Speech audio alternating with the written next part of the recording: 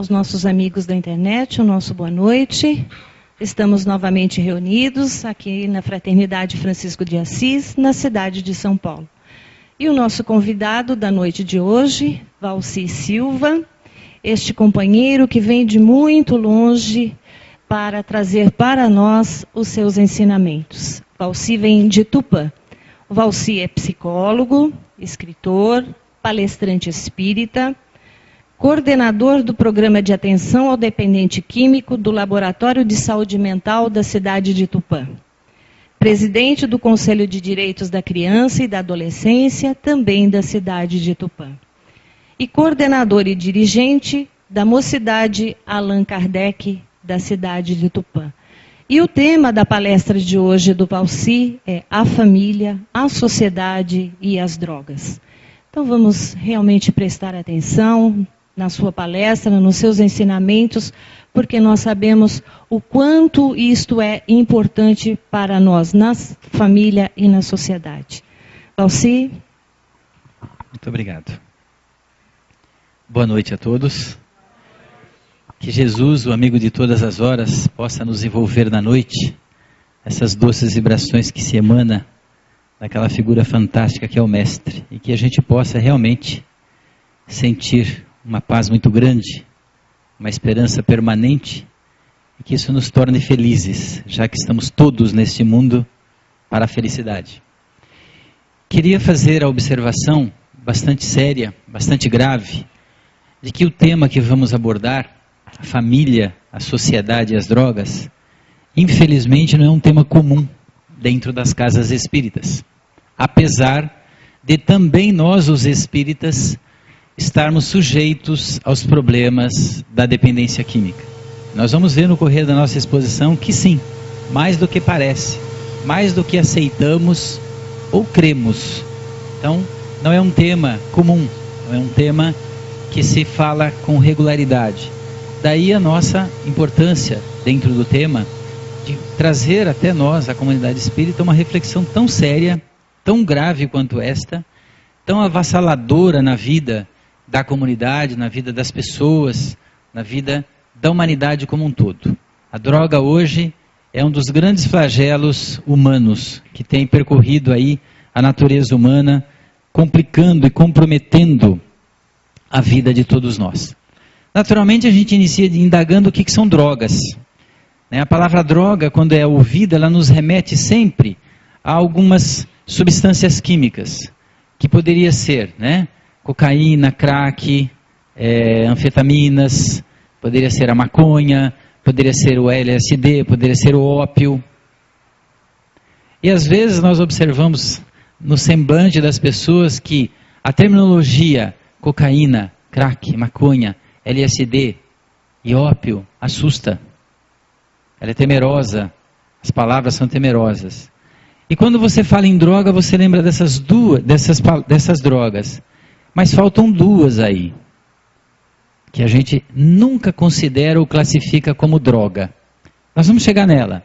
Mas vamos dizer primeiro que droga é toda e qualquer substância, seja natural ou sintética, que são aquelas fabricadas em laboratórios, que uma vez adentrando no corpo humano, no organismo vivo, se provocar modificações naquele aparelho, no seu sistema nervoso, na sua estrutura celular, então ela é nociva, ela destrói. E as drogas, como você está lendo lá, ela tem caminhos para serem utilizadas, olha, inalada, ingerida, fumada, injetada, mascada, enfim, são os caminhos que o usuário, o dependente, acaba se valendo da ingestão destas drogas. Assim sendo, álcool e tabaco também são drogas. E das mais poderosas que você possa pensar. Não se iluda. Só o tabagismo hoje na rede pública, nós trabalhamos em saúde pública há quase 30 anos, sabemos que a grande estatística das doenças de câncer do pulmão, por exemplo, que dão entrada na rede pública hoje, 8 são originárias do tabaco. 8. Sobram 2, somente 2, para as outras causas, que são várias, Quando você associa tabaco e álcool, tudo então piora. Causas da dependência química. nós vamos colocar aí 4 grandes fatores. O primeiro dele, como você vê, é o fator psicológico, que é a natureza da criatura, é o ser, suas características de personalidade, sua ordem familiar, né, a fuga da realidade, aquilo que é próprio do indivíduo. E tem pessoas que nós chamamos que são predispostas à dependência química. Nós vamos ver um pouquinho adiante esta realidade. Olha. A sociológica, que é o meio, o ambiente propriamente, a congênita, e vocês vão guardar essa expressão, a mãe passa, né, congenitamente, a predisposição para o filho no processo gestacional. Lá na frente nós vamos avaliar com detalhes tudo isso. E a questão genética, né, que são as heranças do nosso programa reencarnatório, que a gente traz para esta vida aquilo que cada qual precisa submeter-se para a sua jornada evolutiva. A Organização Mundial da Saúde, que é o órgão que administra, né, e organiza e coordena toda a estrutura de saúde mundial, ela classifica o usuário em drogas em 4 estágios, somente. Não há outros estágios, isso é aceito universalmente. O primeiro deles está lá, experimentador. Quem é o experimentador? É a pessoa que em algum momento, em alguma circunstância da sua vida, toma contato com a droga. Ingenuamente, muitas vezes. Né? E aí, ela, motivada por desejo de novas experiências, novas sensações, pressão das amizades, que a gente chama de pressão de grupo, ela acaba submetendo-se a experimentar qualquer tipo de droga que lhe apresentam. Se ela ficar só nesse estágio, não há problema algum. Não vai acontecer nada na vida dela, fica para trás. A gente vive ouvindo, né, na grande mídia, fulano na sua juventude experimentou droga. Até o Barack Obama, o presidente americano, veio a público dizer, olha, na minha juventude eu fumei maconha, experimentei maconha. Eles não dizem que usaram, porque se dissesse que eram dependentes e usuários, isso talvez lhes comprometesse de alguma forma até o aspecto político. Então eles disseram que tiveram uma experiência com a droga, mas que deixaram-na para trás. Se você entrar no estágio 2, que é o usuário ocasional, a palavra já diz ocasião, circunstância, momento, uma festa, um ambiente, um churrasco, a droga está disponível, alguém lhe oferece. Então, o sujeito já deixa de ser experimentador. Ele já está usando em ocasiões, esporadicamente, em alguma outra circunstância, mas ainda a sua vida, de modo geral, é estável, equilibrada, ele não tem ainda o comprometimento possível da droga. Aí nós vamos para o estágio 3, que é o usuário habitual ou funcional. O que significa isto, funcional? O sujeito ele já tem um grau de dependência do consumo de drogas relativamente grande, né, numa escala de consumo já frequente, mas ele ainda funciona na estrutura social, trabalha, estuda, administra a família, com alguma dificuldade, com rupturas, com já desajustes, mas ainda consegue administrar tudo isso. O problema é quando ele entra aqui. Usuário dependente ou uma palavrinha em desuso, toxicomania ou toxicômano, que é a criatura em grau que a gente chama crônico de dependência. Ela já vive com a droga, pela droga e para a droga. Então são essas notícias da grande mídia, do sujeito que mata, que rouba, né, que já produz o tráfico junto com a violência. É o sujeito que já não tem mais estrutura social, marginalizou-se, saiu da ordem social, já não trabalha, não estuda, não administra a família, já não vive mais a ordem social comum ou normal de todos nós. Rouba, é frequente o furto, o assalto à mão armada, é frequente nesse estágio, porque ele não tem mais como sustentar a droga, então ele vai para o crime. Esse estágio é o estágio que a gente diz que é sem volta. Infelizmente, quando a pessoa adentra nesse mundo, né, nesse estágio 4, que é a toxicomania ou a dependência crônica, é muito difícil tirar o pé daí, que é o que a gente vê por aí. Precisamos fazer uma observação. Necessariamente nós estamos falando um pouquinho de drogas e dos seus mecanismos, mas nós vamos entrar na estrutura da família e da sociedade e vamos avaliar conjuntamente as consequências e o que leva a esse primeiro estágio que nós estamos apresentando. Nós estamos tentando colocar uma linguagem acessível, nada técnico, para não comprometer nada, para que você entenda, né, a complexidade desse mundo das drogas, tá certo? Se você quiser em algum momento perguntar alguma coisa, falar alguma coisa, indagar, fique à vontade, né? Eu não sou o dono da palavra, por favor, tenha essa liberdade. Lá está a classificação possível da imensa maioria das drogas que nós temos no planeta hoje. São 3 os níveis, os estágios, as fases que a gente fala. Depressora, estimuladora e perturbadora. Vocês vão observar naquela relação de drogas que tem 5 drogas lá anotado em vermelho, em amarelo, que é a maconha, a cocaína, o crack, o álcool e o tabaco. Na ordem que eu vou lhe apresentar agora, olha, maconha, álcool, tabaco, cocaína e crack. São as 5 maiores drogas consumidas no planeta hoje. Veja, no planeta. Nesta ordem, maconha em primeiro lugar, álcool em segundo lugar, tabaco em terceiro lugar, cocaína em quarto lugar e crack em quinto lugar. Aí você deve estar pensando, não, mas acho que a ordem é invertida, começa no crack. Não. É a droga, na escala de consumo, a menos consumida. Mas por que ela é tão evidente? Por que ela é tão violenta? Por que ela é tão destrutiva? Justamente por esse fator ela aparece demais. Mas na escala de consumo ela é a 5ª. Isso é dado oficial da Unidoc, que é um órgão dentro da Organização Mundial da Saúde, que a cada 2 anos promove a pesquisa mundial do consumo, da produção e do tráfico de drogas, no mundo todo. Então, em junho deste ano, em junho de 2012, ela apresentará um relatório bianual, porque o anterior foi em junho de 2010. Esses dados são atualíssimos dentro dessa pesquisa existente. Então, essa é a ordem que eu te coloquei. Maconha, depois vem o álcool, o tabaco, a cocaína, depois é que vem o crack. Aquelas outras drogas todas estão aí na sociedade. Os calmantes, as anfetaminas. Alguém aqui já ouviu falar numa droga chamada Fempreporex? Ou se já ouviu falar é porque já usou.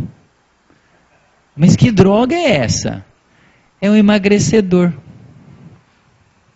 É para emagrecer. E é uma droga que tem uma capacidade de levar à dependência muito rápido. Mas muito rápido. Bastam 4 meses de uso diário. Só. Quem é que conhece diazepam? Não levanta a mão, pelo amor de Deus. Não se comprometa. Quem conhece nitrapam? Quem conhece Prozac? Ou fluoxetina? Todas as drogas de largo consumo na sociedade. Prescrita pelos médicos, pelos psiquiatras, claro. Nós trabalhamos numa estrutura de saúde mental em Tupã, que tem 5 psiquiatras, 7 psicólogos, 2 assistentes sociais, agentes de segurança, 2 enfermeiros, 4 assistentes sociais, 4 auxiliares técnicos e 2 auxiliares de enfermagem.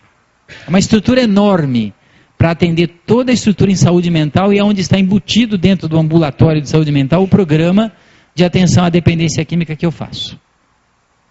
Então você veja o volume e a quantidade de medicamento consumido em larga escala para a sociedade. Quando você viu lá atrás álcool, tabaco e outras drogas, no segundo slide que nós apresentamos, quais são essas outras drogas? Cocaína, crack, maconha, LSD, ópio, nitrapam, diazepam, fluoxetina, fempreporex, que a palavra droga, nunca a gente pensa que é o remédio, mas é uma química tão poderosa quanto as outras. Por experiência própria, eu vou lhes dizer algo alarmante. Eu consigo, dentro do meu trabalho, com enorme esforço, fazer o sujeito usuário de cocaína largar a cocaína, mas não consigo fazer o sujeito largar de fumar. Para você ver a dificuldade que é a nicotina. E o programa de mais evidência na saúde mental, no departamento de dependência química, é o programa de atenção ao tabagista. Que, pasmem vocês, com todo esse esforço, nós tiramos 8 de cada 10 que se apresenta para o programa. É um número estrondoso. Porque o INCA, que é o Instituto Nacional do Câncer, que preconiza o trabalho e administra o trabalho a nível federal nos municípios, dá para mim a margem de trabalhar só com 30%. Ou seja, de 10, 3. E eu não faria o programa se fosse só para tirar 3. É muito esforço para nada. Então a gente trabalha com a margem de 7 a 8. E o INCA vive me investigando. E eu adoro quando eles me investigam. Sabe como é que eles me investigam?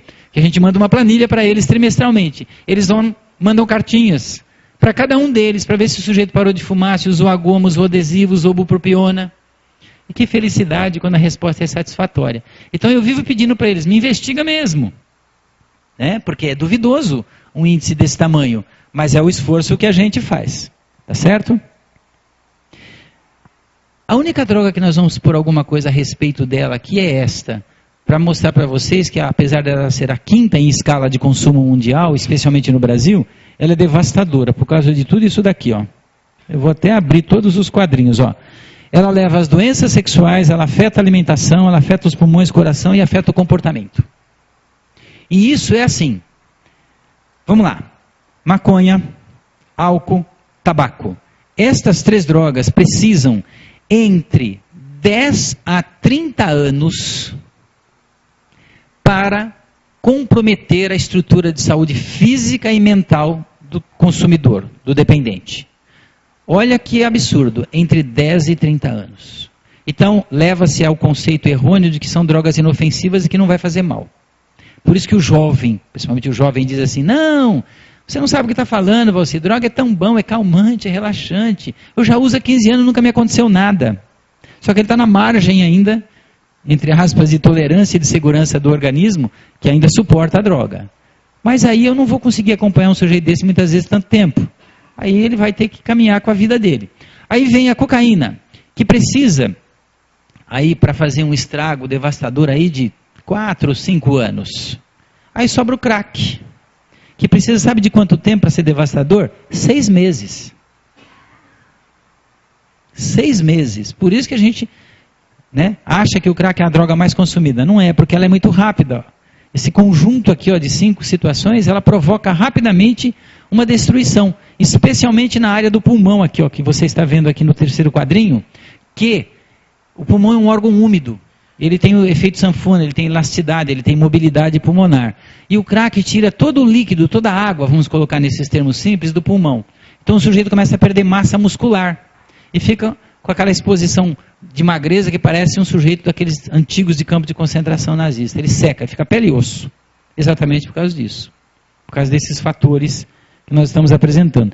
E o maior problema é o comportamento paranoico, persecutório, que ele acha que todo mundo está perseguindo tudo e ele tem crises, né, ou ataques psicóticos e fica violento muitas vezes. Vamos colocar todos esses quadros aqui, ó, para a gente pensar. Se você tem alguém na família que eventualmente começou ou está usando uma droga, não entre em pânico, não entre em desespero. Mantenha calma, não dramatize, né, porque é muito comum os pais se desesperarem, o que não é nada, né, digamos assim, da nossa parte repreensivo para com os pais, mas a gente sempre procura pedir a eles que mantenham a calma e a serenidade justamente para poder agir com mais discernimento e bom senso diante do problema que já está instalado. Porque quando a gente, na condição de pai e mãe, vem a saber que o filho está usando tal ou qual droga, já faz tempo. Nunca é agora. Ah, eu comecei a usar ontem. Não. Já faz tempo. A gente é que é o último a saber, ou às vezes nem vem a saber. Ou vai saber por terceiros, né, envolvidos por situações. Então, ainda assim, é preciso manter a calma, a tranquilidade, ter certeza do que está acontecendo e, acima de tudo, procure ajuda especializada. Não tente com a chantagem, meu filho, em nome do nosso amor, em nome da nossa família. Nesse estágio já não adianta mais esse tipo de postura. É preciso ajuda profissional, é preciso ajuda técnica e medicamentosa num conjunto de ações para que você consiga superar isso. Tabagismo. Está lá, ó.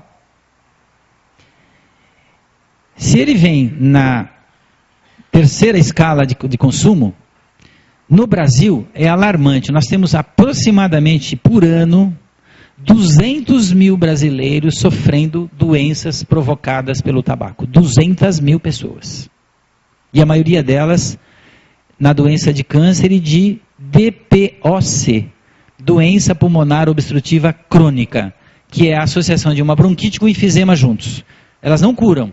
E de cada 10 destes DPOCs, morrem 8. Sobram 2 comprometidos na condição respiratória. É o tabaco que faz isso. Mas aí tem aquele prazo mortal que a gente colocou para você aqui, né? todas essas doenças, esses percentuais que vocês estão vendo ao lado da citação em amarelo, é assim, todos nós enquanto pessoas estamos disponíveis, sujeitos a todas aquelas doenças. É do senso comum, é da natureza humana. Mas o fumante aumenta naqueles percentuais que você está lendo lá, o risco de contrair essas doenças. Então veja bem, olha, as doenças do coração, você tem 25% a mais de probabilidade. Depois, 85 na DPOC, 30 em cânceres diversos e no acidente vascular cerebral, que é o comum derrame cerebral, 30% de risco a mais. Então, é expor o corpo a uma bomba, a gente chama de gatilho armado para o tempo, e vai disparar, é uma questão de tempo. O tabaco provoca uma poluição tabágica, muito séria, gravíssima. Mas eu estive em Osasco ontem, falando lá no Ceará, e durante o dia eu passei na cidade, dei uma volta ali, fui ver o comércio, e eu constatei uma coisa muito curiosa, muito interessante, que eu não tinha visto em lugar nenhum.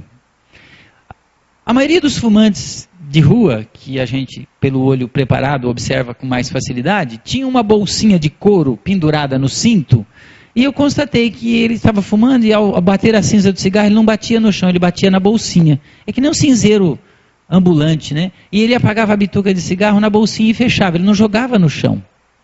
Eu nunca tinha visto isso. Vocês já viram isso? Claro que não existe. Você já viu fumante higiênico? Eu estava contando uma história para vocês, que era para vocês falar, o que é isso? Onde está acontecendo essa novidade toda, né? Você já estava admirada, ela fala, nossa, que sujeito educado. Não, as pessoas poluem o ambiente, poluem o ar. O cigarro, quando você fuma, ele tem duas fases na fumaça. A gasosa, que evapora, e a particulada, que vai para dentro do teu organismo. Essa gasosa é um problema. Você imagine, nós temos no planeta hoje, fumando por dia, 1 bilhão e 600 milhões de pessoas. Por dia. Imagine a poluição que isso provoca, ar e terra, porque vai tudo para o chão. É terrível isso. Então, imagine só, todas aquelas consequências, num lar que tem um fumante e 2 crianças, essas crianças terão maior risco de problemas respiratórios do que as que vivem em lares de não fumantes. Porque as pessoas fumam dentro de casa, fumam no banheiro, fumam na sala, fumam na cozinha. Até nos hotéis, apesar da lei estadual, você passa no corredor e vê que alguém fumou no corredor, porque aquilo fica impregnado. As pessoas não respeitam muito os espaços, a lei principalmente, né? Olha o que o tabagismo, né, faz na pele do fumante. Aquilo é a pele vista por dentro. Por fora ela fica macilenta, enrugada, fica sem, né, áspera. Por dentro ela está destruída, ela está literalmente queimada. Sabe por quê? Porque na medida que o cigarro se aproxima do rosto do fumante, aquela brasinha do cigarro tem a temperatura, pasme você, de 700 graus Celsius. Uma temperatura elevadíssima. Observe, pegue uma brasa de cigarro, coloque 4 camadas de pano de tecido e embaixo uma última de couro. A gente já fez essa experiência com a meninada por aí, você solta uma brasa de cigarro. Em 3 segundos ela cai no chão. Ela vai atravessando tudo assim, ó. Em razão da alta temperatura. Vai queimando. Agora tu imagine um motorista de trânsito dirigindo, fumando, e se essa brasa lhe cai no colo, ele provoca um acidente. Porque ele vai instintivamente tentar se proteger. Olha a gravidade de fumar, dirigindo. É tão destrutivo quanto usar o celular dirigindo. Tá certo? Belos lábios, né? Não sei porque toda vez que eu vejo esse lábio eu tenho vontade de beijá-lo. É tão assim, carnudo, bonito. Isso é um câncer de lábio. Sabe por que dá um câncer no lábio? Quando o fumante traga, a temperatura que está na ponta do cigarro, que entra pelo cigarro e atravessa a sua boca e vai para o seu pulmão, é a mesma temperatura da brasa. É muito quente. Vai lesando a pele, as camadas, as diversas camadas do lábio, a ponto de tornar-se cancerígeno. E esse tipo de câncer labial, infelizmente, é muito raro para curar. Porque isso é vamos dizer assim, é processo de muitos anos. Então, quando o câncer se instala, ele já tem toda uma estrutura danosa e nociva na boca. Vítima deste produto, provoca aborto, entre outras causas. E esse pulmão, é de fumante ou não fumante? Fumante ou não fumante? Porque o de fumante é esse. Aquele é um pulmão real de um fumante, que veio a desencarnar e foi extraído para análise. Olha o que acontece com o seu pulmão. Por isso você tem dificuldade respiratória, enfisema, bronquite, cânceres de pulmão e outras tantas doenças pertinentes, né? Aí a gente pergunta, quem consome quem? Olha lá a perna.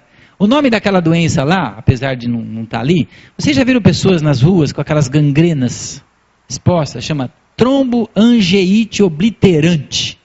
O nome é pavoroso e a doença também. Uma das causas é o tabaco.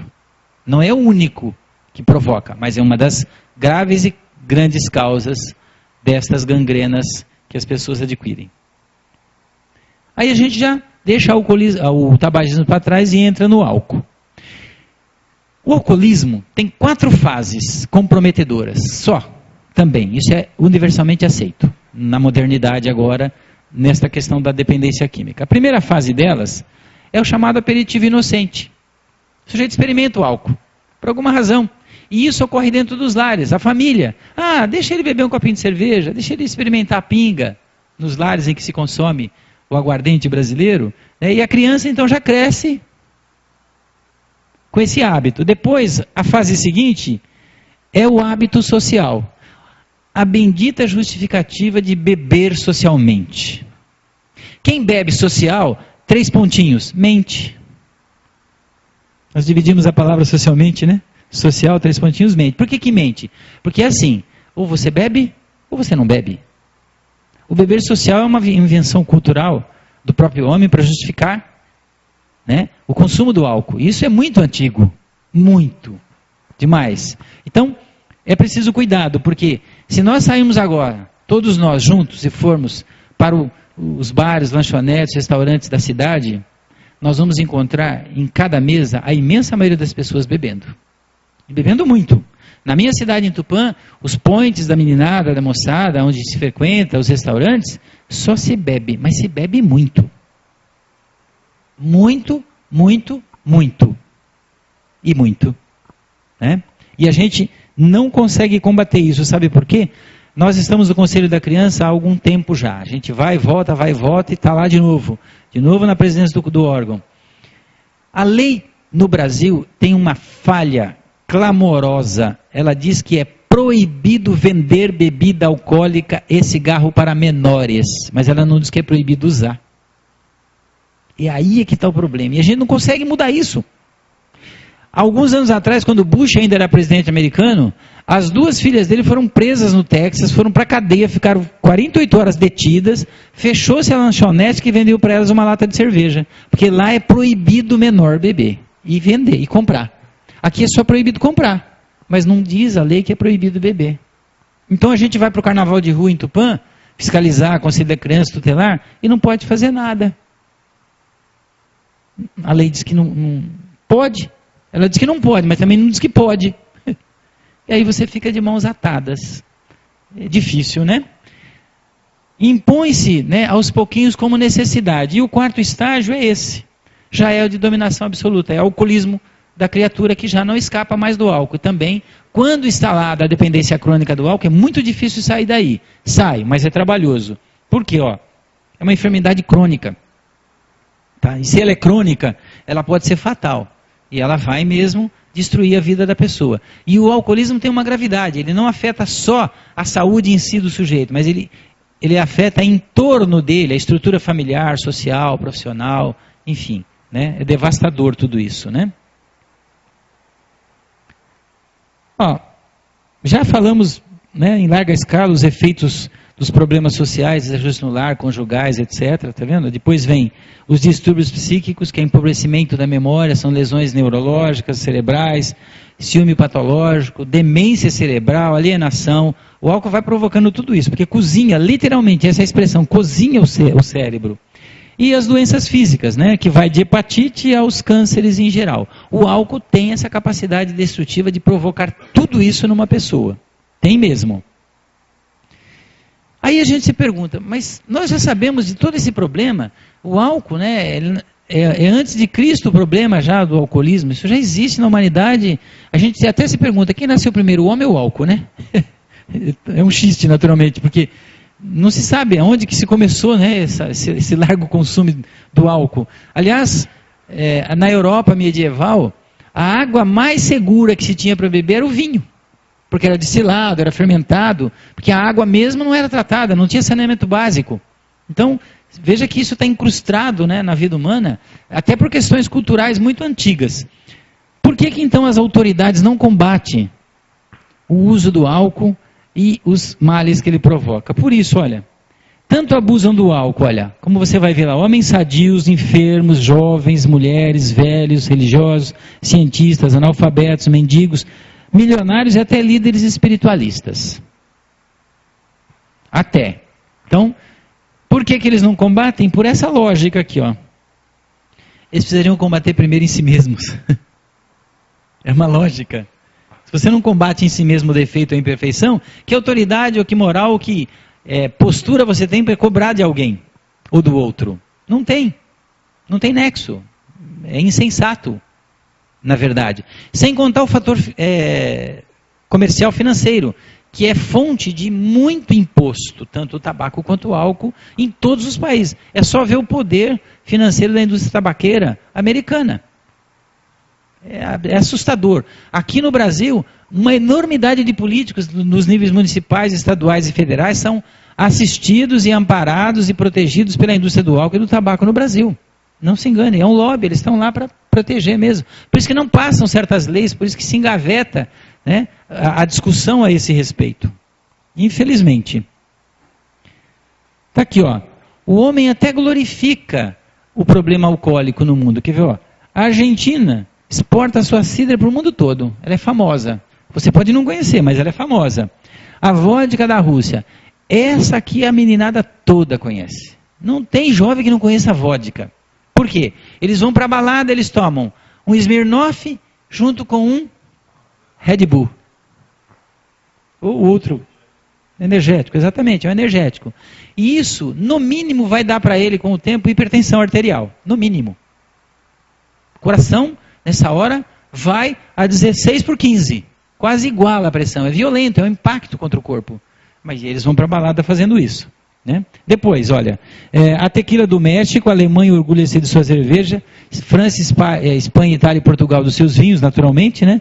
A Escócia é um país mais conhecido pelo seu uísque do que pelos seus feitos históricos, religiosos e políticos. Eles são mais famosos por isso. Depois vem a América Latina, que é o rum de Cuba e o charuto, naturalmente. Vocês viram que gravidade que é? Que problemão que é? Eles glorificam tudo isso. Falta nada lá não? Ah, cachaça brasileira, claro. Eu pensei que vocês não iam falar nada. Lógico, não poderia faltar nessa lista, né? Nosso brasileiro se vangloria da sua pinga, ela é exportada para o mundo todo. Ela é consumida em larga escala, né? É mais barato um litro de pinga do que um pãozinho, proporcionalmente aos valores. Absurdo isso, mas né? Bom, tudo isso se justifica, infelizmente, pelo que vocês vão ver agora. Essa parte do slide sempre me deixa um pouco preocupado, porque parece que nós estamos vendo a coisa com muito pessimismo, com muito derrotismo, com muita visão pessimista. Mas não é verdade, não é. Nós não vemos o mundo assim. Nós sabemos que a humanidade tem avançado, tem crescido, o homem tem feito feitos muito importantes, grandiosos, a gente tem avançado moralmente, intelectualmente, cientificamente, mas ainda nós temos um desnível, e nós temos um desnível exatamente por causa disso, olha. A nossa graduação espiritual. É aí que está o nó de toda a problemática da dor e da miserabilidade humana. É aí que está o nó, exatamente naquele texto, olha. O conjunto da humanidade, no seu geral, é exatamente aquilo. Inescrupulosos, são fetichistas, são desregrados, ciumentos, coléricos, agressivos. É a natureza humana ainda. Nós temos ainda que percorrer um largo caminho de autocontrole, de melhora, de dominar aquilo que nós carregamos de mais primitivo. É por isso que a humanidade ainda faz a guerra, por isso que a humanidade ainda tem preconceito, por isso que a humanidade ainda mata, por isso que o nível de violência é alarmante, assustador, pela nossa natureza, pela nossa graduação espiritual. Daí a importância de nós pensarmos a respeito de que somos, o que somos e o que estamos fazendo na Terra. Qual é o nosso propósito existencial? Porque, olha, nem Jesus, com todo o esforço que fez, tudo bem, deixou os passos para seguirmos, mas ainda nós olhamos para Jesus como uma figura distante, alguém que veio e fez um belo discurso, mas já foi embora e a gente não lembra mais do discurso. Duro isso, né? Mas real, é a verdade. É a verdade geral. E nós precisamos refletir profundamente em tudo isso, senão nós vamos continuar nessa marcha. Olha que alerta que nós vamos lhe fazer agora. Olha. O seu filho não pode aprender a usar drogas dentro de casa. Quando as mães me perguntam, os pais, onde é que os filhos começam a usar droga, eu digo que é dentro de casa. Isso assusta um pouco, mas não. Quer ver a verdade disso? Está aqui, ó. Com livre acesso a tudo aquilo. É dentro de casa mesmo. O pai fuma, a mãe fuma, o pai bebe, a mãe bebe. Usa toda aquela baciada de medicamentos, E aí, como é que ele vai motivar ou exemplificar de modo diferente exatamente isso, com esse acesso livre? Infelizmente, a gente pode mandar uma criança de 8 anos no bar com dinheiro e falar para ela trazer meia dúzia de lata de cerveja. O dono do bar vai vender para ela. E ela vai chegar em casa com essas 8 latas de cerveja. Então a estrutura social não se preocupa com isso. É livre acesso mesmo, apesar da lei dizer que não pode, mas infelizmente é assim. Esse camarada aqui, ele nos deu o pulo do gato. O Kalina é um argentino, um estudioso profundo da questão da dependência química no mundo há muito tempo, há muitas décadas. É um sujeito e tanto. Nós o conhecemos pessoalmente, já fizemos com ele algumas atividades aqui na Federação de Obras Sociais, na capital de São Paulo, cursos, seminários a respeito das pesquisas, dos estudos que ele promove. O Kalina já tratou de muita gente importante do meio artista aqui de São Paulo, aqui na capital, pessoal da Rede Globo, aí os dependentes de droga que estão sempre aparecendo, infelizmente, e são ícones da mídia que acabam sendo maus exemplos.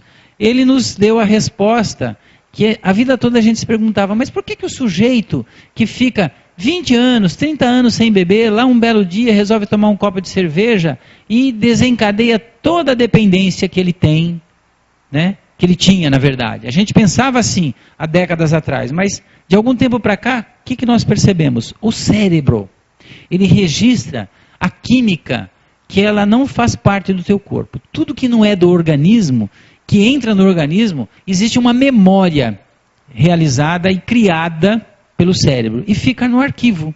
A nossa memória é feita por janelas, por caixinhas. Vai lá para a caixinha, fica lá.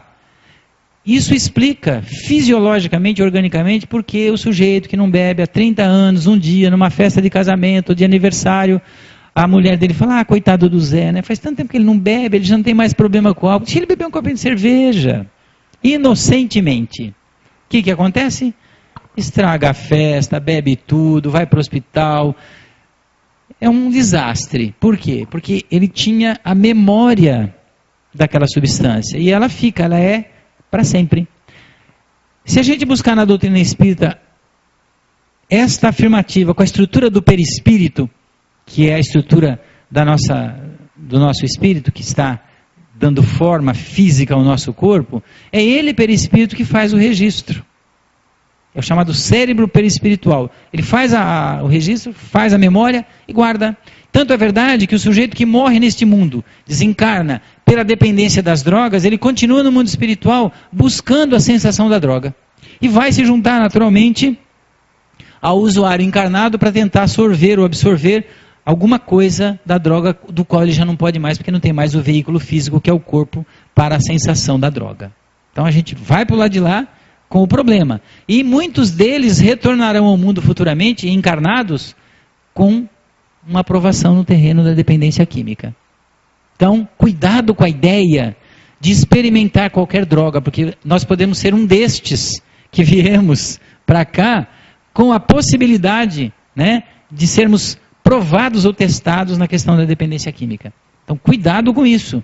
Não permita, principalmente as crianças muito pequenas, né, ter acesso ao consumo de álcool e tabaco. Porque é dentro de casa que isso vai ocorrer. Ah, mas e se isso acontecer lá fora? Aí já são outros fatores que têm que ser analisados em outro contexto. Mas o lar, o pai e a mãe não pode ser um modelo. Nunca. Nosso papel é outro. E não este. É onde nós vamos entrar agora. A família, olha. Está lá. Na sociedade atual, repleta de casamentos que são muitas vezes um arremedo de família. Famílias desorganizadas, desestruturadas, desarranjadas. A gente usa uma expressão na nossa linguagem comum de psicólogo, mas a gente usa ela até em tom hilariante, né? Somos todos perturbados. O que muda é o grau da perturbação. Ou somos todos neuróticos. A neurose é de grau, é variável. Tem gente que administra melhor a perturbação e a neurose, outros não, né? E assim caminhamos. Então, essa é a condição e a estrutura da família no presente, que nós vamos ver melhor. Olha que palavrinha bonita que tem lá em cima, ó. Egrégora familiar. Mas que nome é esse? É o amor da família, nutrida uns pelos outros, que é, digamos, na Terra hoje, o recurso e o instrumento mais apropriado, melhor que você tem para aliviar e evitar problemas. Amar. É amar. Ah, meu Deus, o que é amar, né? Como é difícil entender esse amor. Nós vamos chegar lá. Nós vamos ainda voltar a falar disso, tá certo? A família já passou por fases, por etapas. Primeiro foi a patriarcal, onde o homem era o senhor de tudo. Depois veio a matriarcal, onde a mulher tomou as vezes dos homens. Agora veio a era filial, onde a criança manda. O filho manda na família hoje. Ou não manda? O vixe de vocês já respondeu. Quer ver um exemplo? Sujeitinho tem 8 anos de idade, intervalo da escola, ele vai para o pátio, abre essa lancheirinha, come o lanchinho, pega o celular e liga para a mãe. Ó, mãe, eu já estou aqui na escola comendo meu lanchinho, viu? Aí ele te pergunta, essa criança tem necessidade desse celular? Ou ela tem um desejo dele? Ela tem um desejo dele, que foi atendido. Viram? Onde começa o problema? As crianças, as meninas pequenas, desde cedo, levadas à vaidade, à lascividade, à sensualidade do corpo. Aí vão crescer nesse aspecto. Vão ser adolescentes, que aí a gente não segura. Adolescente, a gente fala que é que nem gado na invernada. Abriu a porteira, eles desembalam. Ninguém segura. O que eles vão fazer lá fora, como eles vão viver, a gente não vai saber. Eu tenho um de 18 e um de 23. E eu sei o quanto é, o que é a adolescência. A gente lida com isso há quase 30 anos na profissão. É uma realidade. O adolescente é, por natureza, a sua fase, o seu estágio muito difícil. Se ele tiver esse espaço de liberdade, ou essa forma de ser conduzido e tratado como o centro da vida e da família, aí você não vai segurá-lo mesmo. Não se engane. Então é preciso muito cuidado com esse comportamento do que é desejo e do que é necessidade para a criança. Nem todo desejo é necessário. Mas a gente satisfaz. Por que a gente faz isso? Ah, eu tive uma vida tão difícil quando eu fui jovem, quando eu comecei a lutar com a vida, para casar, para construir o patrimônio que eu tenho. Eu não quero ver meus filhos sofrendo. Mas você está fazendo exatamente o contrário, ele vai sofrer. Porque você está dando tudo. Está permitindo tudo. Põe ele para trabalhar. Claro, na hora certa, põe para estudar e para trabalhar. Por que só tem que trabalhar, que estudar? Não, põe ele para trabalhar, para ele entender o valor do trabalho, do dinheiro, o quanto custa isso, o quanto custa aquilo. Né? A dificuldade que a família tem para administrar as finanças. Ele não pode viver à margem dos problemas da família e achar que tudo é uma maravilha. Não é assim. A gente se compromete e compromete a eles. Então a criança hoje é o centro da sociedade. Toda família tem luzes e sombras. Nós vamos discutir um pouquinho isso agora. Nós vamos fazer uma breve análise. O que é isso? Nas relações familiares, na dinâmica familiar, na convivência, no dia a dia, acontecem coisas. Normal, é a dinâmica da família. Cada um tem a sua. Vamos ver aqui, ó. O pai não pode ser aquele dono da verdade. Pode ser aquele sujeito, né, aquela pessoa, a mãe que se considera perfeita. Esperar que os seus filhos sejam como eles são. É óbvio que enquanto pais nós temos que lhes dar um caráter moral, um caráter intelectual, nós temos que educar-lhe o coração, educar-lhe a mente, isso é inegável. Mas nós não podemos ser dono da verdade. No meu tempo, quando eu era da sua idade, isso faz tanto tempo, quando eu era da sua idade, ele fala para você. O filho fala, pai, o seu tempo já passou, você é muito velho. E eles falam mesmo, foi-se o tempo que a gente olhava para o pai e ele fazia assim, a gente saía da sala. Agora você faz assim, o filho fala assim, está com algum problema na garganta? Ou então, né, se você tenta encarar o filho para intimidar, ele fala assim, está me olhando por quê? Isso não intimida mais. O que intimida um filho? O respeito, o diálogo. Mas não pode ser impositivo. Porque se for impositivo, aí o problema piora. Sabe por quê? Porque educar não é impor, é dialogar. Você tem que dialogar, você tem que conversar com a criatura. Você não pode falar, olha, eu estou mandando, vai fazer porque eu estou mandando. E os pais fazem isso. Infelizmente. É exercer autoritarismo e não autoridade. Autoridade é outra coisa. Né? Então não adianta. Sabe por quê? Muitas vezes aquele filho, aquela alma encarnada ali, a pergunta é, quem é seu filho? Quem é ele? De onde ele veio? De que universo ele veio? De que estrela ele surgiu? Qual é a sua natureza espiritual? Às vezes ela é superior à do pai e da mãe. E aí a gente não consegue lidar com isso, então tenta impor. Aí não consegue mesmo. Não vai impor nada. Porque vira um conflito. E aí perde a oportunidade da família organizada. Então a gente é levado a pensar assim, você não pode dizer isso para o seu filho, olha, eu não tive tempo de estudar. É com enorme sacrifício que eu te dei casa, comida e etc. Eu te paguei os melhores colégios. Estudar é a única coisa que tu tens que fazer na vida. Reprovar, nem pensar. Tem que passar entre os primeiros. Né? Tá certo? Tens obrigação de passar entre os primeiros. A gente já adiantou. Esse tipo de discurso é lamentável. Sabe por quê? Tá lá. É uma troca de sombras, é uma troca de frustrações entre as pessoas. Por quê?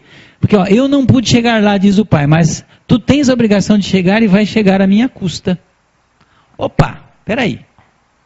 Por que é que você casou, teve filhos e os trouxe ao mundo?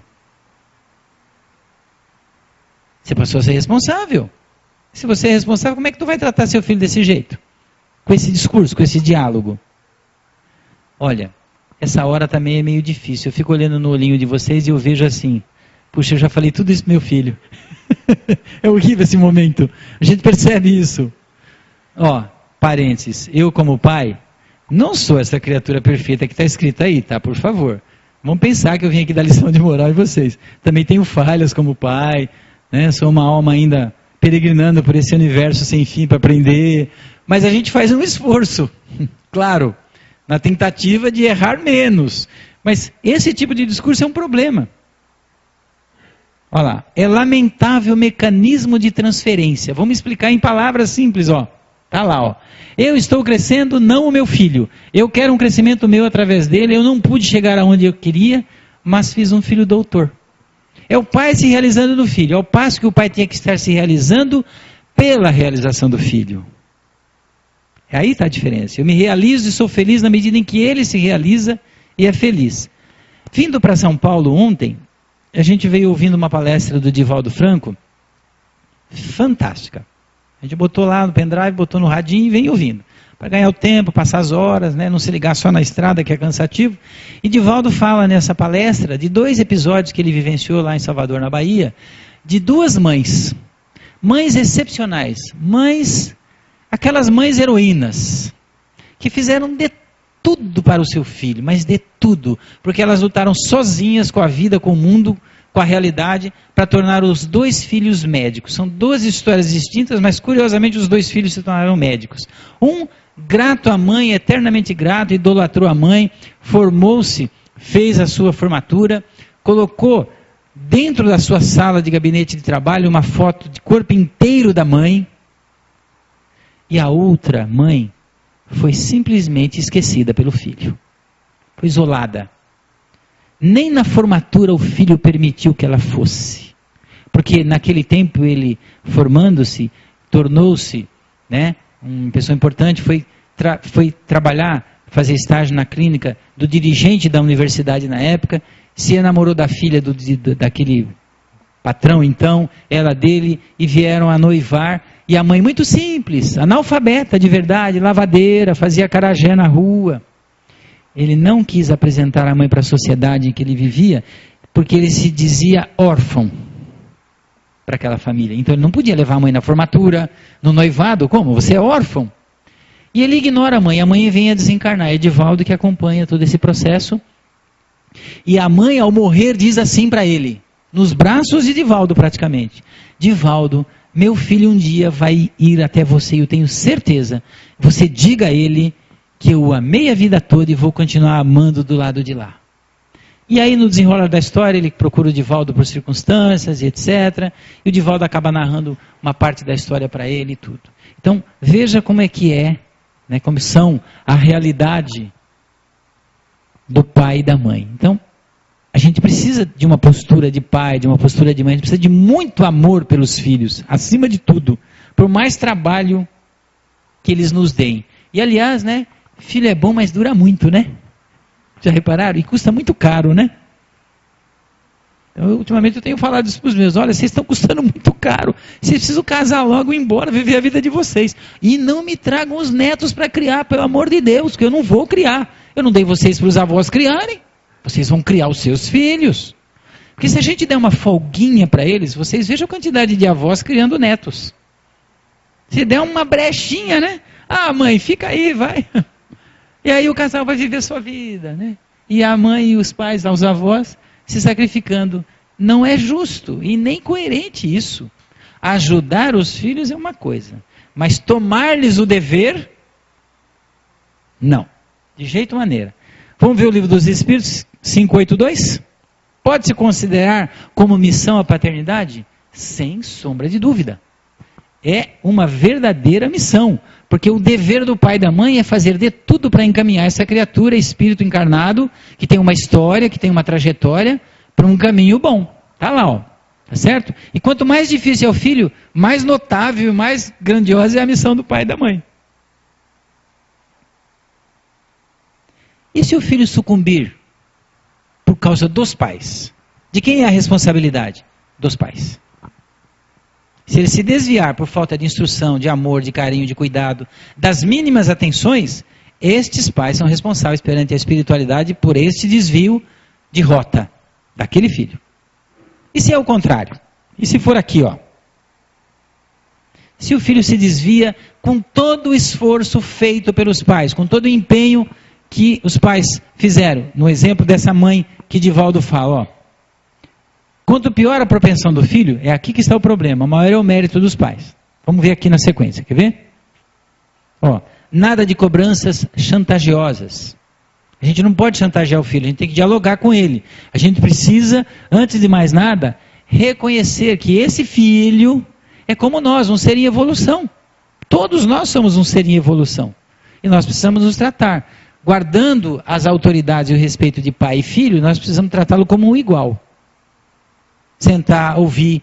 Não pode agir o pai e a mãe daquele jeito assim. Não me fale, não me fale. Essa história você já me contou uma centena de vezes. Já sei até o que você vai me dizer. Não me diga. Para quem que ele vai dizer então? Talvez para o traficante lá na rua. O bandido. É muito sério. Mas o meu filho está me contando isso pela 100ª vez. Ouça 101 vezes. É a história do perdão. Quantas vezes você tem que perdoar? Infinitamente é a resposta final. Quantas vezes você tem que ouvir o filho? Todas as vezes que for necessário. Se ele está falando de novo a mesma coisa, é porque alguma necessidade existe. Alguma razão tem. Então você tem que ouvi-lo. Necessariamente. Olha lá. Portanto, aqui que está a grande resposta, olha. A verdadeira felicidade do pai está na felicidade do filho. Isso é até bíblico, né? Isso vai longe. A verdadeira felicidade do pai está na felicidade do filho. Isso é muito sério. Nós assumimos um casamento, assumimos uma família, tivemos os filhos, não tem mais jeito. É teu dever e tua responsabilidade encaminhá-lo dentro da realidade necessária que o mundo pede. Dar-lhe as condições para ele crescer. E se ele for ingrato? Problema dele com a lei e com a consciência. Primeiro com a própria consciência. Ele haverá de responder por tudo isso, sem dúvida alguma. Está lá, o pai não pode ser egocêntrico, né? Como nós já acabamos de falar. Não pode querer trazer o filho em rédea curta. Tem pais que preferem o filho o tempo todo dependente para ele estar sempre manipulando e controlando. A gente tem que fazer o inverso. Tem que desde cedo, desde bebê, já ir dando autonomia de acordo com as etapas e as condições da criança para ela crescer, deslanchar, ser autônoma, independente. O que é uma família pré-adictivas? Pré-adicção, ou seja, disponíveis ou possivelmente usuárias de droga. São aquelas em que os pais não conseguem exercer os seus papéis. Papel de pai, papel de homem, papel de mãe, papel de mulher. E nós temos um agravante. E vamos fazer um parênteses aqui. Na minha fala não há nenhum preconceito, nenhuma atitude homofóbica, que é a modernidade do presente, nenhuma questão pertinente às opções de natureza sexuais das pessoas aí fora. Mas a estrutura familiar no mundo virou do avesso, ela mudou. Nós temos casais homossexuais masculinos adotando filhos. Nós temos casais homossexuais femininos adotando filhos. E a estrutura da paternidade e da maternidade? E a estrutura implícita da lei que traz o homem, a mulher e os filhos? Onde é que ficou? Como os papéis, quais são, os papéis destas criaturas para estes filhos? Ficou muito complicado. Ficou muito difícil esse terreno para a gente administrar. Então, é o que a gente diz ali, olha, não consegue exercer seus papéis adequadamente. Como é que um casal de homossexual masculino pode ser pai e mãe? Essa história de que eu sou mãe e sou pai não existe. Ou você é pai ou você é mãe. Você pode exercer as funções para tal, mas ninguém substitui uma mãe e ninguém substitui o papel do pai. Isso ficou muito difícil. E ainda nós não sabemos o que fazer. Enquanto humanidade, nós estamos buscando uma resposta. Não sei quando vem, por que caminho virá, mas haverá de vir uma resposta por aí. Está lá, a dinâmica familiar vai revelar essas dificuldades, tá certo? De valores, de compreensão de valores. E nós vamos dar um exemplo de situação, olha, de papéis, exatamente aquilo lá. Faço o que eu digo, mas não o que eu faço. Está lá o exemplo. Pai bebe, mãe bebe, fuma, usa um monte de remédio e depois se desespera porque o filho começa a usar maconha. Mas peraí, é diferente usar maconha e ficar tomando fluoxetina. Mas são químicas que vão levar à dependência e vão causar males. E se usa muito remédio, além do necessário. Então, o pai e a mãe não pode ser esse modelo de pré-adição. Pré-adictivos, aquele que permite a possibilidade da droga na família. Que é o que o mundo faz hoje. Aqui nós vamos até adiantar, porque a gente já falou, né, o traficante vai adotar seu filho por quê? Porque você não está fazendo o papel, não está ouvindo, não está dando atenção, não está compreendendo a necessidade do filho. O que é moral repressiva? Olha que interessante. É um sujeito que age por medo. Ele não vira à esquerda na contramão porque o guarda está lá na esquina. Porque se o guarda não tiver, a gente vira. Vira. Não tenha dúvida. É oportuno, não tem policiamento, não tem radar, você entra na contramão. O sujeito tem medo de Deus, ele teme a Deus, então ele não faz as coisas porque ele teme. O sujeito teme o diabo, também ele não faz porque ele tem temor. Então ele não faz por uma ética de conhecimento, de compreensão e de aceitação. Ele faz porque ele não vê a possibilidade de ser reprimido. A ética é esta. A doutrina nos dá uma ética. É a chamada ética espírita do comportamento. Está lá, olha. Que é você compreender quem é esse ser, qual é a sua natureza, qual é a sua estrutura. Tá certo? Na vivência dessa espiritualização. conhecendo a natureza espiritual do outro, no respeito e no valor que o outro tem. É uma ética totalmente diferente da repressiva.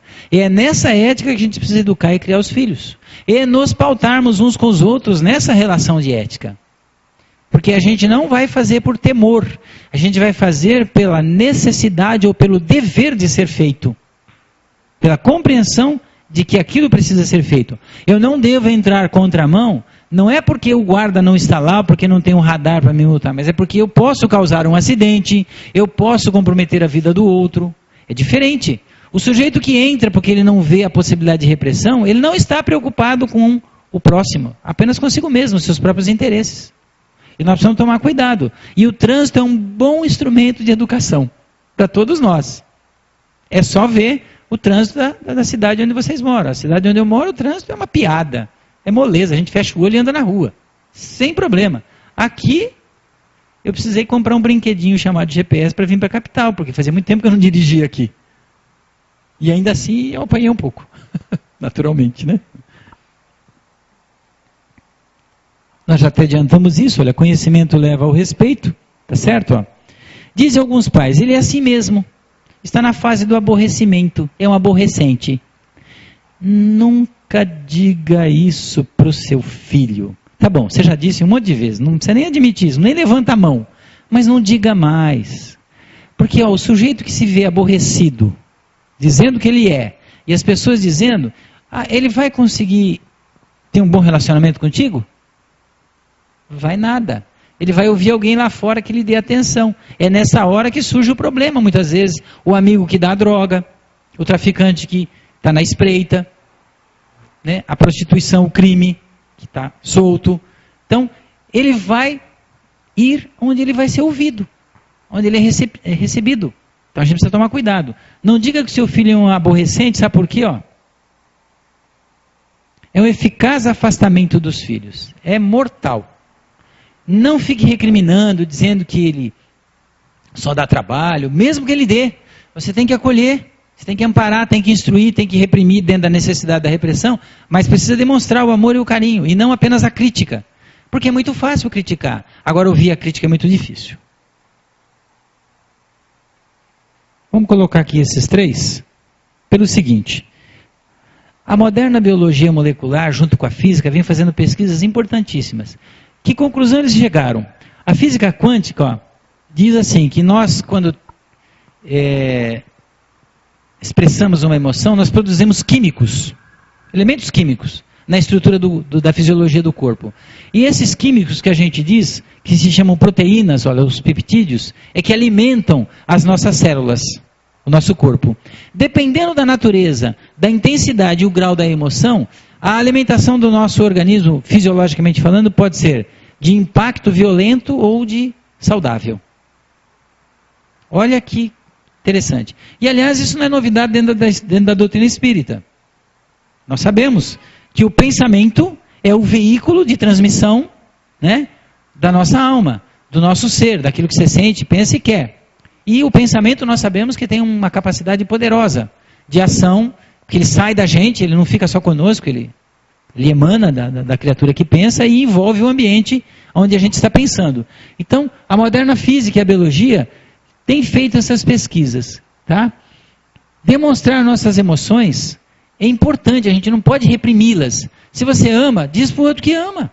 Se você ama o filho, abraça, beija e diz que ama. Na minha prática profissional de quase 30 anos, vocês não têm a ideia de quanta gente diz assim, olhando para você, olha, minha mãe nunca me deu um beijo, meu pai nunca me abraçou. É inacreditável que alguém nunca foi abraçado ou beijado pela mãe ou pelo pai. Porque tem uma resistência para demonstrar afetividade. Então imagine uma criatura que chega nesse estágio da vida, na vida adulta, madura, que não consegue externar para o seu filho amor e carinho porque não recebeu. Não consegue lidar com as emoções. Então nós precisamos de externar as nossas emoções. Necessariamente, é importante isso. Né? Por que a maioria das pessoas gosta de cachorrinhos? Ou dos cãezinhos? Vocês têm ideia por quê? Claro, se cada um de vocês fosse dar a sua resposta própria, deveriam muitas respostas, mas nós vamos pegar uma básica. Na ordem familiar, na dinâmica familiar, nós temos muitas rusgas, nós temos muitas divergências, muitas diferenças, né? Às vezes a gente chega em casa atrasado, porque o trabalho atrasou, e a pessoa que está lá em casa, ou o filho, a esposa, ou o esposo, ou sei lá quem, ao invés de nos receber, né? Nossa, que bom que você voltou para casa hoje, que alegria, nos abraçar, nos beijar, ela fala assim, chegou atrasado de novo, né? Onde é que estava? Aí você já toma um impacto, né, nessa receptividade toda, né? O marido está em casa, às vezes é muito comum, a mulher trabalha fora hoje, né? E o marido já é bastante doméstico, ele lava, passa a cozinha, troca fraldas, pelo menos eu fiz isso na minha época, né? Fiz mesmo, né? Chega a esposa, ele está lá de aventalzinho esperando a esposa, né? Oi, querida, que bom que você voltou para casa, né? Abraça, beija. É assim que a gente recebe a família. E por que não? Por que não? Agora o cachorrinho nos recebe sempre assim. Ele está sempre alegre, não aponta o dedo para a gente. Ele vem lamber a gente, vem cheirar, quer o colo, abana o rabo, fica feliz, corre em volta da gente. Aí você olha para o filho que está lá no videogame, oi velho. Não é nem mais velho, é velho. O diminutivo vai comendo, né? É velho. É? Já repararam?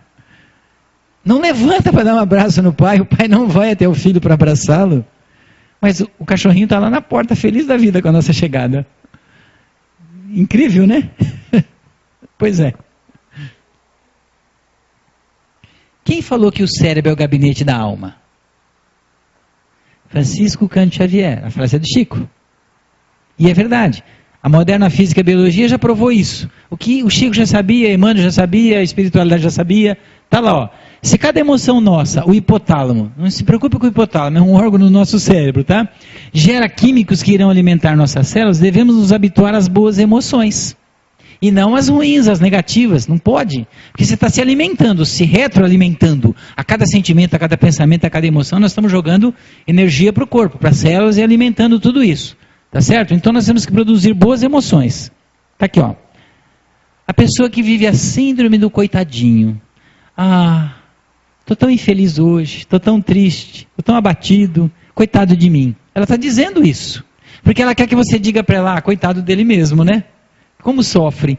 É a síndrome do coitadinho. Olha, as células do indivíduo pedem isso, quimicamente falando. Que alguém tenha pena dele, porque ele já tem de si próprio. Então cuidado quando você se queixa muito, quando você reclama demais, quando você está muito crítico. Você está com a síndrome do coitadinho, você está querendo que o mundo tenha pena de você. Ah, tem? Shakespeare, o filósofo, já dizia, o mundo não para consertar, né, para esperar você consertar sua vida. O mundo anda, você tem que andar. Você tem que caminhar, você não pode ficar pelo caminho. Então crie boas emoções. Como matar esse monstrinho das más emoções? Mata de fome. Não alimenta a emoção ruim. Transforma. Vai buscar outro caminho, vai buscar outra alternativa, outro pensamento, outras ideias. Vai ler, vai escrever, vai ver um bom filme, uma boa palestra. Vai para a casa espírita. Faça algo melhor. Transforme a sua emoção, porque você está se alimentando delas. O tempo todo, até dormindo, através dos sonhos. Considerações finais. Nós vamos encerrar já a nossa exposição, mas nós precisamos fazer algumas observações. Olha, a criança nasce, quando ela nasce, ela já sabe se ela foi aceita ou não nesse mundo. Por quê? A física, a ciência já provou. O bebê está no útero materno, está naquela bolsa protegida, ouvindo o ambiente, sentindo o ambiente, temperatura, emoções, tensões, alegrias, bem-estar, sons, ouve tudo. Aí ele ouve o pai dizer para a mãe, tá vendo? Você foi engravidar? Sou imprestável, só sabe engravidar.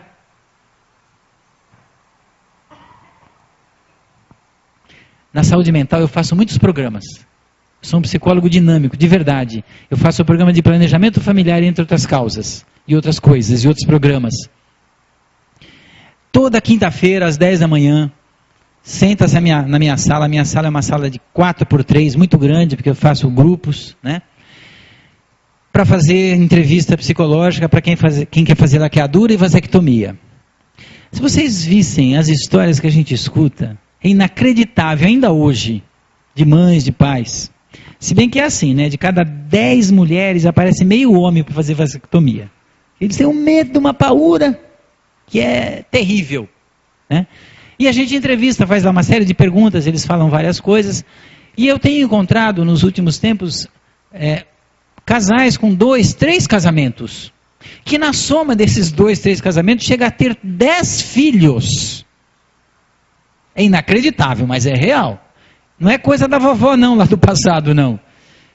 Casais com 2, 3 casamentos com 10 filhos. E às vezes casais únicos, primeiro casamento com 4, com 5, com 6. Já encontramos pouco, né? Felizmente, um único casal nesses anos todos, esse programa já dura 12 anos, com 10 filhos. Um casal. 10. Nesses tempos atuais, é coisa de maluco. E as histórias que a gente ouve da parte deles, né, das relações. A gestante ali na tua frente dizendo, eu estou grávida, mas eu estou detestando essa gravidez. Não foi programada, não foi planejada, eu não queria. Meu marido que forçou a natureza. Você escuta isso? Acredita, Coelho? Imagine esse bebê, ele pula no útero da mulher na hora que ele ouve isso. Ele vai chegar ao mundo sabendo se ele foi amado ou não, se ele foi aceito ou não, não tem jeito. É inevitável. Buda é que disse aquela frase que está em branco, somos o que pensamos. Então, a família é um convite ao exercício desse amor, desse sentimento, é permanente isso, olha, que reflete uma lei maior, que nos gere a vida, que nos gere o cosmos, o universo, tudo, olha.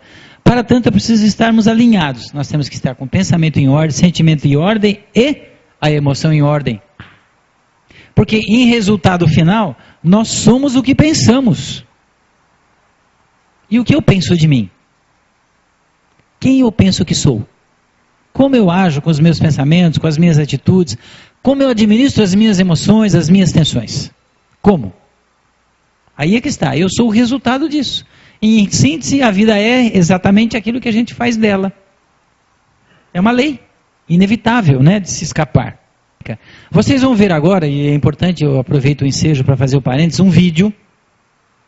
Ele é do ano de 2008, naquele Brasil Urgente, que nós sintetizamos um vídeo de mais de 40 minutos, nós reduzimos ele entre 8 e 10 minutos, salvo engano. É o depoimento de uma usuária dependente de cocaína crônica. O que ela vai narrar na fala dela, vocês vão ver todo o resumo da minha fala aqui hoje, sobre a estrutura de droga, de família, de desordem, de situações. Ela teve a capacidade de fazer uma autocrítica, na época ao vivo no programa, que depois ficou gravado naturalmente, do problema das drogas na vida dela, na vida dos filhos dela, da família dela, que era a mãe e o pai. Eu já tenho 30, eu não consigo parar. Já tentou? Já. Clínicas? Diversas. Psiquiátricas, química dependência, NA. Sai de lá pensando que vai se recuperar? Com certeza. Tenho família, senhor. Moro em Moema. Mãe... Tenho 2º grau completo, tenho 4 anos de curso de inglês. 6 meses eu morei em Londres, tenho intercâmbio. Trabalhei no Jornal Estado de São Paulo, trabalhei no Jornal Primeira Mão. Estou aqui por acaso do destino. Não consigo parar, senhor. Não consigo. Você acha que vai conseguir parar um dia? Ou... Não, eu acho que eu não vou conseguir parar nunca mais. O que você espera da sua vida? Não espero mais nada. Qual é a sua rotina de vida? Nenhuma, só droga. Vive na rua? Só. Tem quantos filhos? 3. Minha mãe já sabe o suficiente. O suficiente que eles têm que saber é que eu amo eles de paixão e que espero que eles possam me perdoar um dia. Você espera sair dessa um dia? Não espero mais nada, senhor. Não quero mais nada. Minha vida já passou. Você dorme, acorda, fala hoje não vou usar droga, não? Como é que é? Já acorda? Não, senhor, eu já acordo usando. Eu tenho família, tenho filhos, tenho estudo, tenho cultura. Quer dizer, na verdade eu só não tenho vida. Não é droga? Foi. Alguma desilusão? A minha desilusão foi ter conhecido a droga aos 12 anos de idade, quando era o período da minha formação. Hoje eu já não sei ver outra coisa. Que droga que você já usou? Todas. Crack, cocaína, maconha, heroína. comprimidos, anfetamina. Minha vida já passou, o que eu tinha para perder eu já perdi, eu já tenho 30 anos, a minha juventude já foi, minha adolescência já foi, minha infância já foi. Quero o que mais? Tenho 30 anos agora. Momentos de alegria você tem? Quando eu falo com meus filhos. Ainda lúcida? A droga não me causa mais efeito, eu acho que eu uso só por usar. Causa mais efeito para mim. Momentos de tristeza no dia a dia? Todos eles. Não tenho meus filhos, não tenho minha mãe, não tenho nada. Você tentou voltar para casa? Hoje, se você voltar para casa, você acha que eles vão te aceitar? Eles me aceitam quando eu voltar, só que eu não consigo permanecer lá. Só. Eu vou e volto. Então eu prefiro não voltar mais. As companhias? Eu gosto dos meus filhos, não. Só questão de uma companhia, questão de, sei lá, são hábitos, pessoas, lugares. E eu cresci assim, eu não sei fazer outra coisa. Por exemplo, meus filhos, eu estar longe deles. Achar que eles têm uma vida normal. Eles têm estudo, estudam em bom colégio, têm boas roupas, têm boa alimentação, têm boa criação. Eles estão nas melhores mãos do mundo, que é a mão da minha mãe, então estão muito melhores do que se estivessem comigo. Você tem sonhos? Não. Tenho sonhos de voltar atrás. Sonho é impossível. Queria nunca ter usado. Teve presa? Já há 4 anos. Fiquei presa há 4 anos. Qual crime? O 57. Roubo. Uma armada. Para sustentar o vício? Exatamente. Para não tirar da minha casa. Hoje você está na rua desde que horas, por exemplo? Hoje eu estou na rua há 3 anos. Eu saí da minha casa dia 29 de agosto de 2005, não voltei mais. Você, por exemplo, hoje acordou, se alimentou. Qual foi a tua rotina hoje? Acordo, me alimento e uso droga o dia inteiro. Essa é a minha rotina. Você começou aos 12 anos por curiosidade, más companhias? Comecei por curiosidade. A droga veio à minha mão. Fui levar meu irmão na escola. E a mãe de um outro aluno veio e falou assim, olha, se você souber de alguém que usa, tem isso aqui. E deu na minha mão. Que droga era? Cocaína. E eu usei sozinha, por curiosidade. Não tenho vitamina nenhuma no corpo, assim. Não tenho nada. Só osso. Chegou a pesar quantos quilos? 78. Hoje? Hoje eu peso 58 quilos. São Paulo tem slide, a gente tem. Vocês viram história, verdade? Essa é uma das milhares de histórias que a gente sabe que existem. Nesses anos todos, nós trabalhamos com a dependência química, com o dependente químico, há mais de 20 anos. Nós começamos a fazer esse trabalho numa época em que era muito difícil a aceitação, né? Na própria estrutura de saúde pública, onde nós trabalhamos desde 86, era muito difícil trabalhar, né? A própria resistência da estrutura dos órgãos de saúde pela sociedade. Naturalmente, né, que sempre esconde as suas mazelas na realidade, né?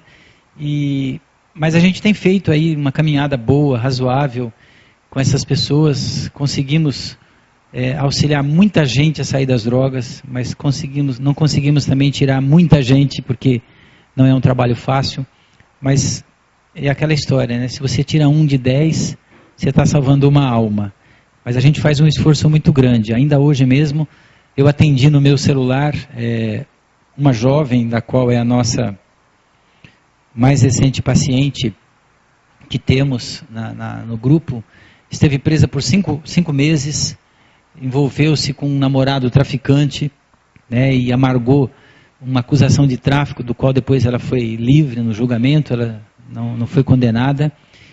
E ela diz para mim hoje que o pior momento da vida dela, que foram esses 5 meses de prisão, foi o melhor momento da vida dela. O pior momento se transformou no melhor momento, porque ela compreendeu aquilo que os pais, né, e que eu antecipadamente vim alertando-a, porque ela já está conosco há um bom tempo, ela era uma usuária dependente à época de crack, né? Ela tinha conseguido sair da droga, mas estava com um namorado traficante e traficando junto. Então, ela não conseguia cair a ficha, né? E esses 5 meses de prisão que ela passou, diz ela que foi o melhor momento da vida dela. e que hoje ela está livre tanto da droga quanto do tráfico. Só para a gente definir aqui na visão espírita, nós até adiantamos isso lá antes, que tudo isso fica registrado, né, fica marcado, fica memorizado ou impregnado na estrutura perispiritual de todos nós, e nós carregamos, né? Aquilo que nós chamamos de enfermidades congênitas ou hereditárias, nada mais é do que a nossa condição evolutiva.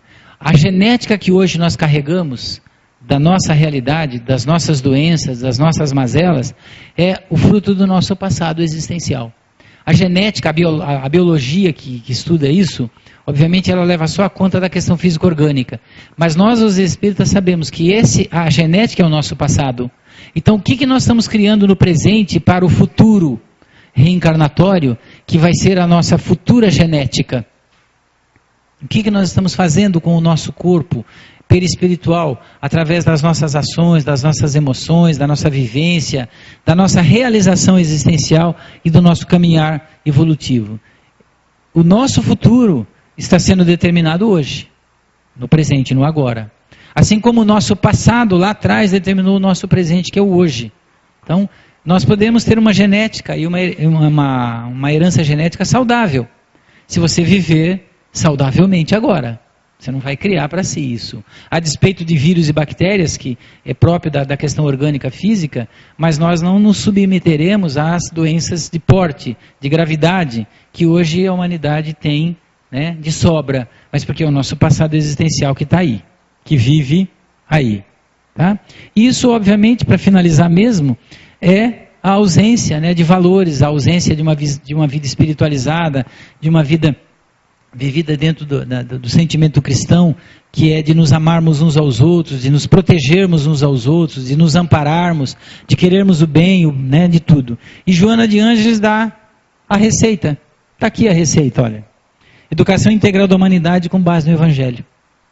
Parece tão difícil e ao mesmo tempo não é difícil. É possível, mas ainda nós patinamos, ainda nós nos prendemos, né, aos prazeres, às conveniências, aos interesses pessoais, aos interesses de grupo, aos interesses econômicos, políticos do mundo, e não conseguimos, né, caminhar. Mas nós estamos fazendo isso, né? A alma nós estamos caminhando, nós estamos progredindo, a curtos e pequenos passos, mas estamos. E o importante é que estamos, nós não estamos estacionados. E é a Madre Teresa que dá a receita. Nós não podemos nos cansar de amar. Temos que amar incansavelmente. Só o amor é capaz de fazer superarmos todas as nossas mazelas e misérias.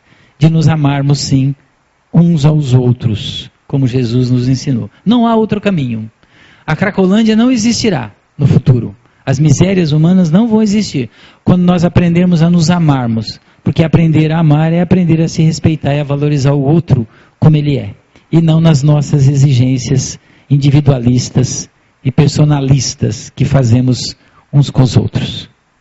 Me desculpe o avançar da hora, agradeço a paciência e a presença de todos vocês, à casa, aos dirigentes, ao convite que me foi feito, ao amigo Orson, que nos intermediou a presença aqui.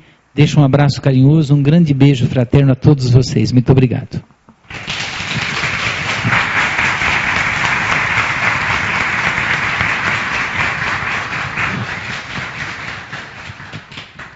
Bom, primeiramente, Valci, muito obrigada, a palestra foi excelente, né? Acho que todos nós aproveitamos e muito.